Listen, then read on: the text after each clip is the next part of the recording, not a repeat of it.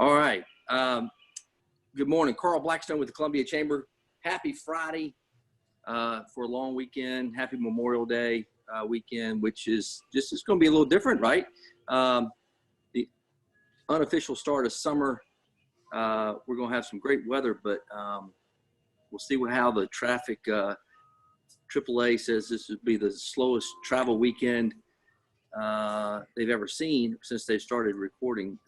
Versus last year was the most traveled. I'll be interested to see. I'm sure that means we'll be backed up forever on 26. But anyway, with the small number of people.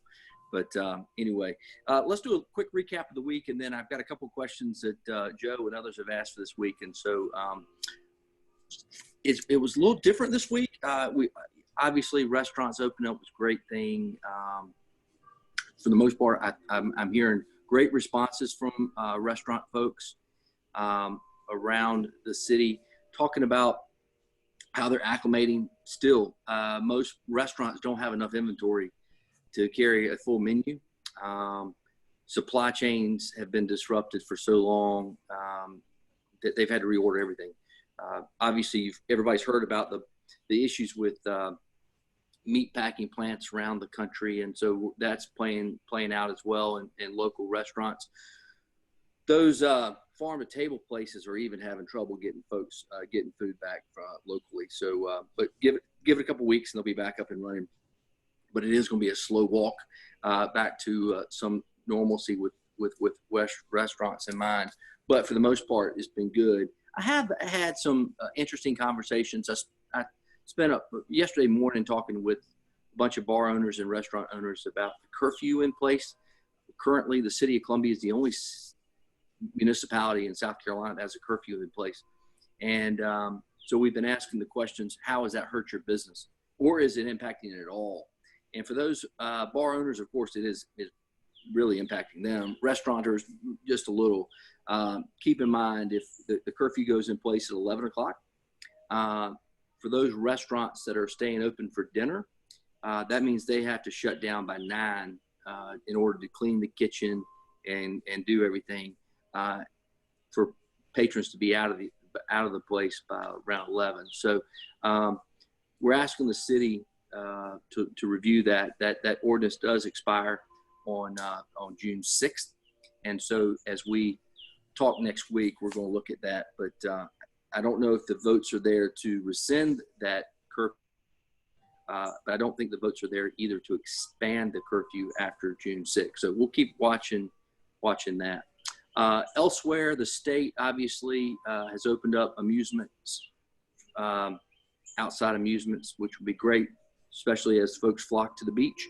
But do keep in mind that, this is this virus is still alive and well with just 199 new cases yesterday, as a matter of fact. So we've got it's doing a lot of reading lately, and as Jim Clyburn inspired me to do a couple weeks ago, we had him on. In Philadelphia after the Spanish flu, they had a celebratory parade, and 77 people died after contracting the Spanish flu at the parade. So be careful about celebrating too early. He's still there, but it is time to open up, and we're seeing it as traffic's back up in downtown Columbia. People are getting back out, and confidence is building, which is great. That's what we really, really need to see, is the confidence in folks eager to get out. And that includes me too. I'm not comfortable doing a ton of things, but sticking close to home and work, but we're going to have to get out sooner or later. Let's talk a little bit about the state will continue to keep all these restrictions open. Everybody looks clean shaven and looks neat after haircuts this week. Everybody's been excited about that. I don't see any other significant changes coming from the state or changing any policies anytime soon, as people slowly get back to work. Speaking of work, I've talked to many of y'all. I've talked to many businesses that are opening back up over the next week or two. It's really interesting to hear small business folks are back, right? And they're going to slowly bring their employees back as sales pick up. The larger companies, corporate folks are taking a longer view of how to open back up responsibly, which is all good, quite frankly. You're going to see some starting opening next week, and then some are going to open June 1st, some are going to open June 8th. But what's going to be interesting is seeing the rate of return. There will be most large companies, corporate entities with operations all over the country will spend the summer opening up. And so if you talk to some of the large banks, they may start opening their offices here either the 1st or the 8th, but they'll stagger it in through August. And you're seeing that trend happen. A lot of insurance companies, banks, et cetera. So I think we'll see a steady increase over the next couple of weeks as people work, but fully operational not until August, quite frankly. I think it was going to time nicely with school going back in session in the fall, with folks being fully employed back within the office. For those that will do it, it's really kind of cool that you saw 2 weeks ago, and Facebook this week said if those are working from home like it, or especially those that have underlying health conditions, you don't have to come back. And if you can do your job, do it from home. So if we look at from an HR perspective, what was enticements for employment before were healthcare and 401k, flexible working space. All those things are going to be new, and we'll have to see the trends coming out of HR in the next couple of months, but it'll be very, very interesting. All right. I forgot to do housekeeping stuff this morning. I apologize. All right. Housekeeping. If you have a question for me, there's a chat box. Feel free to hit me up in the chat box, or you can email me, info@columbiachamber.com. If you're not able to view or be on the chat, we're all, I tell you, I'm going to jump to a question that Joe Bernard with Providence asked me, some head scratchers this week, which I appreciate very much. I'm going to read it, and then I'm going to answer in a couple of different ways. But sorry, my age is hitting. Who are the 3 to 4 key partners that the Columbia Chamber, the Chamber in Columbia, and external to the Midlands, the Chamber is collaborating with to deal with significant disruptions caused by the COVID-19 pandemic? And secondly, can you share a big win for the Chamber that's realized in the past 2 months or so, and a key lesson? Well, I'm gonna backdoor to that answer there, Joe. One of the big takeaways as we are on this new platform called Zoom, which I don't know if y'all noticed this week, but the market cap for Zoom is greater than United Airlines, American Airlines, and Delta Airlines combined. Who had heard of Zoom before 10 weeks ago? Right? It's amazing how times have changed. So some takeaways and some wins that we have had, or external groups that we've been working with. I tell you, I'm on a call every week with our trade association. It's called ACCE, Association of Chamber of Commerce Execs, and I'm privileged to serve on that board. But the CEOs of all of the metropolitan chambers around the country get together, and there's probably 60 of us every week that sit and chat, and I learn extensively what they're doing. Quite frankly, the Columbia Chamber is the smallest of those 60, or one of the smallest of the 60, which enables us to learn from the big boys, Boston and Philly, and you've heard me talk about them in the past, but they're really doing some cool things. And we had a group on this week, a group called Cognizant, and they were talking about trends that are happening across the country and the world, basically, from COVID.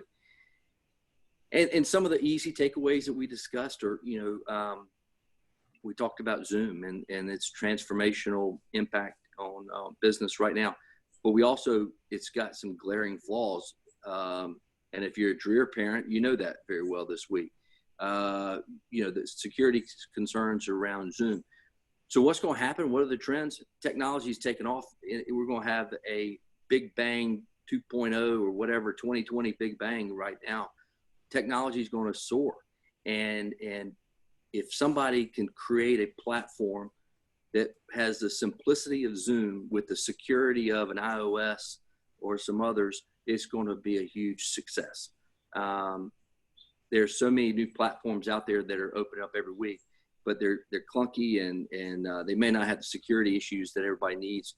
But I was trying to have a call this week with 12 CEOs and trying to find a platform that fits all 12 was impossible. It took us, we were on day 3 or 4 of trying to figure out the best platform. And I was like, we're spending more time than we are picking a platform than we are holding the meeting. And so I think we're going to see some revelations coming and a revolution, quite frankly, in technology as we go through this new quote unquote clean regime, this time where I wish I was smart and had a cleaning business, because I think those folks are going to really take off. Columbia is going to announce next week, and the Columbia Chamber, along with Lexington Chamber, has partnered with Nephron. They've helped us a bunch, but doing a pledge across businesses in the Midlands to say we take the COVID pledge. If they're going to keep their businesses clean, employees will wear masks. It's all in a way to create a positive feel, but really drive business and drive the consumer confidence up. Because if people feel safe, they'll get back out. But until that time comes, you're going to see a slow growth. So Otis at the Chamber in Lexington, and myself, and Lou Kennedy, who serves on Accelerate SC, has been very helpful in getting that out. And the city is very much on board with doing something similar.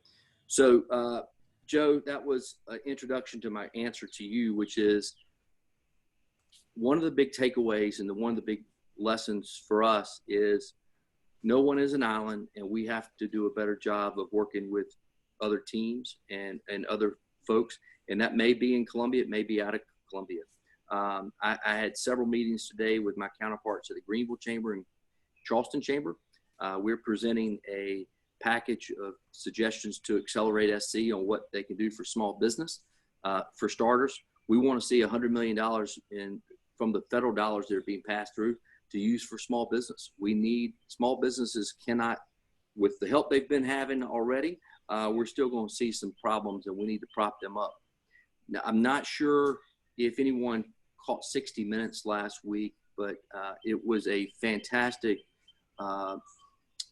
expose and an interview with Jerome Powell, the Fed chair. I encourage y'all, if y'all have not seen that, to go check it out. His basic premise is the economy 2 months ago was on fire. It was doing great. The backbones of the economy are there. They're really strong. Consumer confidence has taken a hit, and we have seen such a significant drop off. We've got to figure out how to curve that confidence back up. And if we can do that, everything that makes the economy strong are still there. All the characteristics of a strong economy are there. And so this has, per Powell, what we're living in right now is unique, and we've not seen that. It has nothing to like what happened in 1929, nothing similar to what happened in 2007. And so as we go forward, we've got to put money back in the system to make sure that we stay strong. So anyway, catch that on 60 Minutes if you've not checked that. So sorry, my ADD kicking in.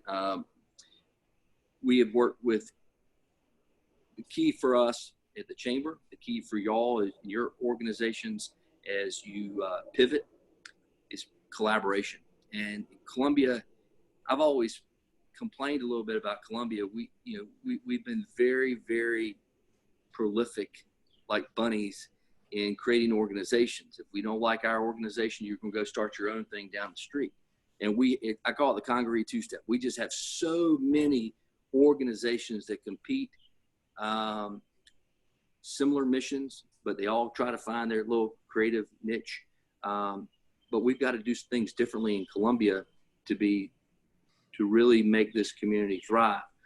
there's less dollars. That means we're all going to be competing a little bit harder for those dollars. And it's going to be survival of the fittest in the sense of who can pivot, who can show value. And that's a struggle, one that we, with our staff, we talk about every week. What are things that we can do differently? What are opportunities that we never thought about? What are things that we wish we could have changed over the last couple of years, but habit or people like it? Well, we can't do that anymore. I mean, there are things that we just can't physically do that we're going to have to change, all while having ROI to our partners. It's key. And so that is the absolute hardest thing to do, is reinvent yourself as you're swimming down the stream. But we have to do that. And that's critical for us. It's going to be critical for a lot of organizations in town.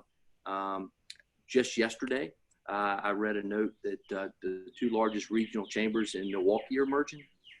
I'm not suggesting we're doing a merger, but I will say this. We would be crazy not to think about what opportunities are out there for us in the nonprofit space as the business deliverable space. If we're not thinking that, then we are losing ground. And so what I've missed, and I recognize this is part of our responsibility too, but we're going to have to really create some new thought leadership in Columbia. What I mean by that is we're very, very reactionary, and we're not spending enough time thinking about the future and where we want to be directionally. And that's an indictment on us as well. But we have to be more forward thinking than we have in the past. No one could have predicted this. I'm not suggesting that at all. What I am saying is we have to be smart enough to be able to pivot when we need to and still not miss a beat. And if that means like for going forward for this fall, I've told our team, listen, it's all about contingency plans. We can absolutely think that we're doing the best job and we can make all the schedule everything we want to schedule, but we need contingency plans. And I think that's what's made the military so good over the years. They practice this stuff. The civilian world, we don't practice it, and we probably should. Joe, that's one piece of it. Let me get to the other piece. A big win. I've always believed there's two parts to this. There's one organizationally and one externally. I'm a big believer in, if things are really crazy and if there's a fire, give it all to me at one time. Like, because it helps you prioritize what's really, really important, what's not. So if things are crazy, come on, let's go.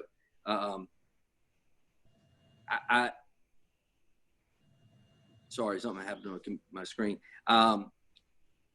We've done a good job in managing the transition.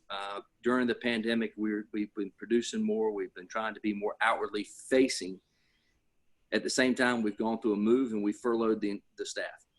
So shout out to the team at the Chamber, who's done a remarkable job under less than ideal circumstances. And it's a credit to their character and their ability to pivot as well. So it's a good team effort. That's a big win for us internally. Externally, there's been so many positive conversations with different groups. I think the governor's done a good job of bringing this Accelerate SC team. The mayor's brought a group of people together to talk about opening up the economy in Columbia. It just gives a different, we've not done that to the scale that we're doing now. So communication is key. The takeaway again, as we look at our own organizations, we can't do it. No one's an island. And so I hope as we continue to move forward that the communication lines are better, and that because nobody can do it themselves, but in this day and age, it's going to take a village. And so I think we're seeing more camaraderie and more teamwork in Columbia than before. I'd love somebody to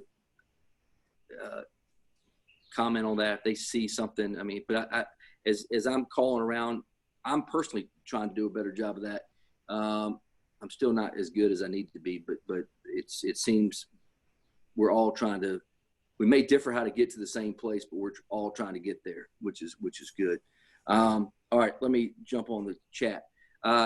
Jamie, hold on. Let me Jamie, good morning. Yeah, any discussions on when the chamber will start having in-person media at some level? I'll tell you, that's a great question, one that we're chatting about weekly as well. I've got a board meeting on June 2nd, and I think that's going to be a big topic of conversation. We're going to probably have to have some small meetings in person. I'll just say some of my counterparts around the country are not having any in-person meetings the remainder of the year.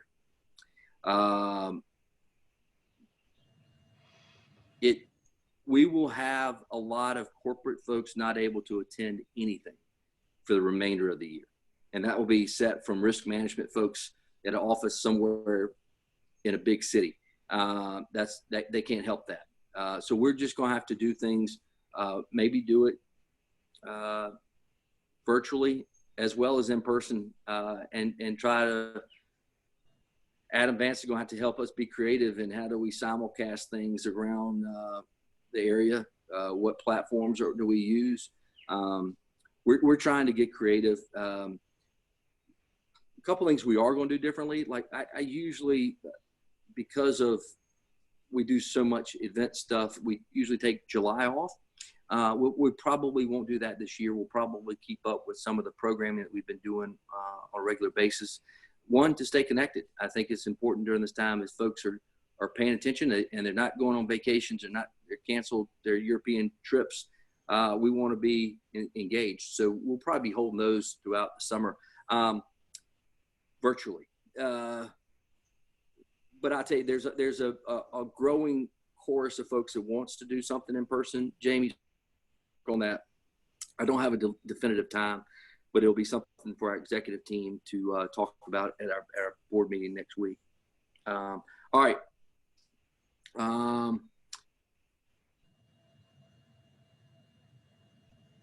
Chuck, I'm going to read, he read comments about Mark Zuckerberg regarding employees across Facebook and what he envisions happening across technology. Compensation for tech workers going forward will be compensated based on geography associated with COL. Technology is one of the sectors that Midlands is chasing. It'll be interesting to see how, yes, let me tell you, our economic development teams need to be hitting the accelerator right now. We've got technology is the backbone we have right here with the great partners that we have of Colonial Life and Blue and Aflac and all the banks. I mean, I think I saw Tim on here earlier, but Tim and David Pankall will probably agree that they are a technology company that happens to be in the insurance space.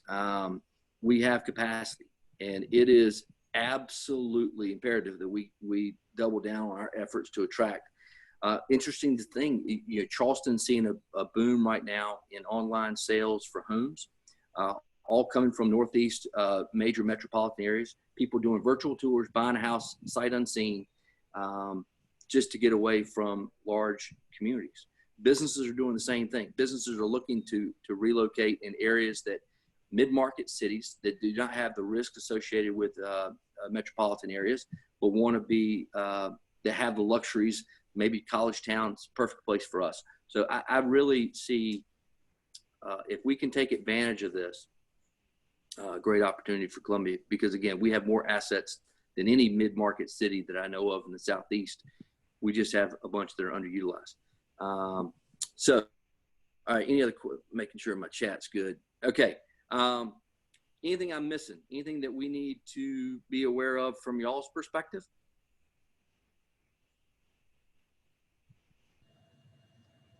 Y'all need coffee? It is Friday. I'll show, I don't know if y'all can see that. Is that backwards? One of my friends, somebody's a joke on me. You can't scare me. I have 4 daughters. Okay. Let's see, coming up. Anything. I don't see anybody. All right. I don't want to prolong it, but let's do this. We're going to continue this as long as y'all want me on here on Friday mornings. You vote by showing up. When you stop showing up, I'll tune it out. But I really want to appreciate y'all doing this. One, I'm not usually one to gravitate to TV, and that's not me, but I am. Hey, Rick, I can't do it. Y'all are better at it than I am, but I will say this. We are trying to provide y'all with information. If y'all have specific things you would like to hear about, shoot me an email. Always cblackstone@columbiachamber.com. If y'all have something that we could look into, or at least have a discussion, we'll probably do some topic specific discussions going forward, just so you don't hear me ramble.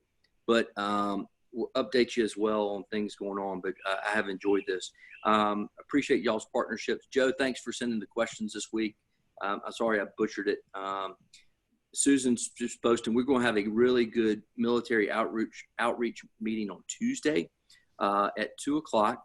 It's going to take the place of our webinar this next week, because we've got General Milton Beagle, Biggs, he's affectionately known, will join us, as well as the Adjutant General of South Carolina, Van McCarty, Abu Gandhi, who's the head of the 169th out at McIntyre, will be there. Our friends from Cassidy and Associates up in D.C. will join us for an update on military spending and stuff in D.C. So it will be a great conversation on what's happening with our bases within the Midlands. So tune in there. I also want to thank the folks from LORADAC this week who helped have a conversation on mental health.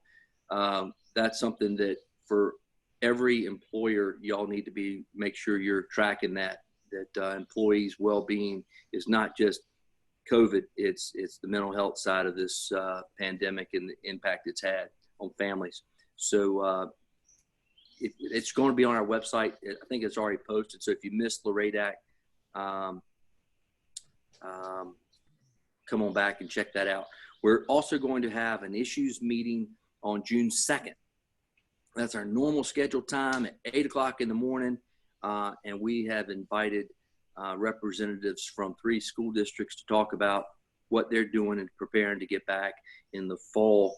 Quite frankly, as I mentioned earlier, to me, that is a catalyst for getting back to work, is having kids in a safe environment where moms and dads can get back to work and not spend half their day homeschooling.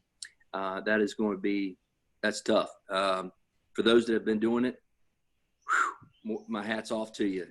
It's been a tough spring. So, all right, guys, I really appreciate y'all. I hope y'all have a safe Memorial Day. Remember why we're celebrating that holiday, and thanks for those that served our country. All right, happy Friday. We'll see you real soon.